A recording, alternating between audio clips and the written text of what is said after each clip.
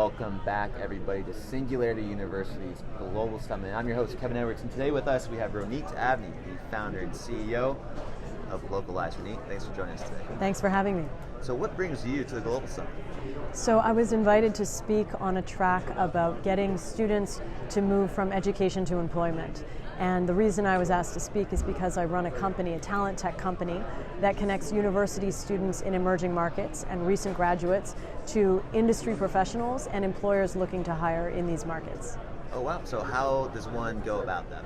Yeah, so right now you have about 100 million students in emerging markets enrolling in higher education, and that number is growing significantly. Now many of these universities, they have some career services, they may have some alumni networks, but the way to recruit students at present is through on-campus career fairs. And that works really well if you're a local company and you know the local university, but if you're a global company or a company expanding into a new market, or frankly a company that's just looking to scale, it's really difficult to find that talent. And so what we do is we connect top business and engineering schools in our markets to industry experts who can offer career guidance and insights into what it takes to succeed, and then also to companies that are looking for talent. So currently we're live in the Middle East and North Africa. We have 65 career centers, universities, and organizations on the platform. We're going to be expanding across the Middle East this year, and also launching in beta in India. Amazing. That's amazing stuff, because these people, are you referring to some refugees in these areas as well, or is it just people living in North America or North Africa? Oh, so most of it, is students who are studying. They could be anyone, right? So students can encompass refugees, but the main focus for us is leveling the playing field for students who are not necessarily the elite, right? The elite students, those who have a lot of resources, they can study abroad, they can go to the best schools, they have natural networks, they have social capital that they can rely on to understand how to get into the fields of the future, ed tech, med tech, AI, robotics, renewables, etc. But if you're a student that doesn't have that kind of social capital, right, you may not know how to go and interview at a company because you don't know what the norms are, or you might not know what some of your options are. You're studying engineering, let's say, but you don't necessarily know what you can apply for when you graduate. And so essentially what we're doing is we're narrowing that gap around social capital and access to employers. And so we do, because we launched in Arabic and English, we do make it available for some marginalized, displaced, and refugee communities, but our primary focus is really leveling the playing field for students globally. And you said globally, right? Maybe not as locally, like the career fair aspect. Mm-hmm. Is there any problems, or what are some discussions you have with leaders about, not, or I guess, providing an incentive for someone not to stay in a local economy in North Africa? Right. So actually our company doesn't focus on moving people from where they are. So the idea is you shouldn't have to choose between your home and a meaningful career, right? So if you're a student in Jordan, for example, or a student in Egypt, or a student in Tunisia, and you're looking for work, right? To be able to find companies looking to hire you, and also to be able to find people who can guide you, right? So our tagline is experts to guide you, employers to hire you, right? So for example, in a place like Egypt today, you have the more educated you are, the more likely you are to be unemployed. And that's even the case as there are about 600,000 jobs that are unfilled, right? So there's a mismatch between what students are studying and their ability to tap into the labor market. Not for everyone. Again, the more elite you are, you have those worlds available to you. You have those doors available. But at the same time, there's incredible engineers, tech talent, companies that are coming out of these markets that are getting acquired by companies around the world, right? Like just last week, I think there was a dating company in Egypt that got acquired by, I believe, Match.com, right? For it was a significant acquisition. You're seeing this more and more, but making sure that there's a level playing field so that students have a sense of what their options are, where they can go, and frankly, access to those companies, so that you're not just relying on the local in-person career fair, because that's pretty inefficient, right? That it's great if you're a local company, but if you're actually trying to tap into more talent and more opportunity to work where you are, right, then there needs to be some sort of scalable online solution.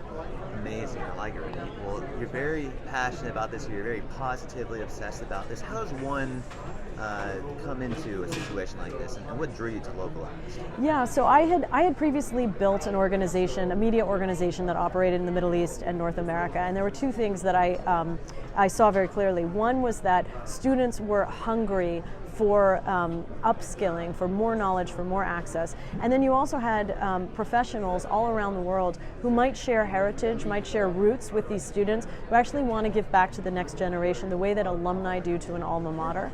And I spent about 2 years looking around just to see what was out there to be connective tissue between those pieces, right? How do you channel the expertise of professionals who may be from, let's say, Palestine or from Tunisia, who want to offer their expertise to young people wherever they are, and then the students were really looking for work, and companies were looking for that talent but didn't necessarily know where to go, right? We've talked to some companies where they're going on these almost road shows where they're going to recruit university by university. They're taking, a number of people, they're going on these delegations to try to find talent because they don't know which universities to tap into, they don't know which career centers to tap into, and the students aren't on LinkedIn, so they're not recruitable from the perspective of these outside companies that are looking for talent, right? So if the students are unrecruitable and you don't know which universities or you don't know how to navigate those universities, there's friction, even though there's so much talent that's looking for opportunity. And so it was about eliminating that friction. I'd worked in the region for over 11 years and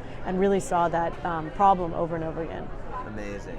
I'm sure this is just having so much impact for these kids, giving them some hope, giving them some vision, letting them choose the opportunity they want to do and get experience from someone who's been there before.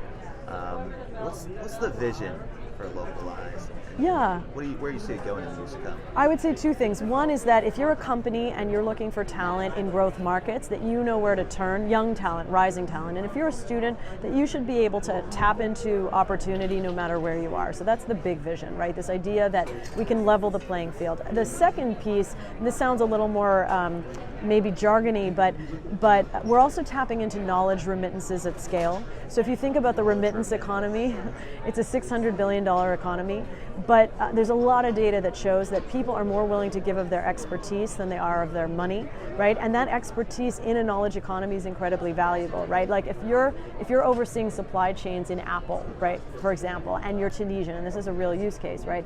And you see how robotics and how automation is impacting supply chains and supply chain management, and you want to offer Tunisian students insights into what skills they need to cultivate, into what kinds of job openings there are going to be in the field of logistics or in the field of supply chains. You can do that now. And so for us, we want to harness that connection, that desire to give back that a lot of professionals have to their roots, right, to their communities of origin, to harness that in a scalable way so that even if you're living in Cupertino or Singapore or Dubai or Silicon Valley or Hong Kong, that you can, or Cairo or Amman, you can share that expertise with the next generation in a way that's very practical for them and that's tied to employment outcomes. Well, Ronit, it's fascinating and I'm excited about this. Today on the episode, we kind of talked about the vision just now, how this vision is going to be carried out, and then kind of how it's also going to be impacting each and every student in these areas and why it's important. This takes a lot of leadership. So what would you define real leadership as? I think humility is really tied into leadership because you need to have the humility to hire people who are smarter than you, listen to people and divergent opinions, build really diverse teams, listen and not necessarily, you have to have the humility to both pivot and make sure that you're working in service towards something that is bigger and not necessarily at all tied to your you may have your ideas and your vision, but it's not about you fundamentally. It's about how do you bridge a gap or solve a problem, right? So I would say humility is front and center.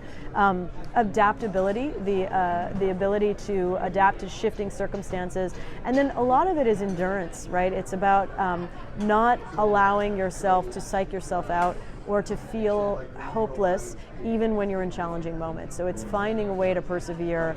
And that's true not in the tech, I mean, there's a lot of kind of glorification of the startup space or in the tech space, but that's true, whether you're a filmmaker, whether you're a teacher, whether you're, you name it, an intrapreneur within a company, there's a lot of challenges that you face. And so being able to keep the long view and to both have somewhat of a Zen attitude while also adapting quickly to the fact that certain things may need to change in the face of that challenge. Well said. We talked about adaptability, humility, and endurance, perseverance. For Ronit Avni, I'm Kevin Edwards telling you all to keep it real. Thank you.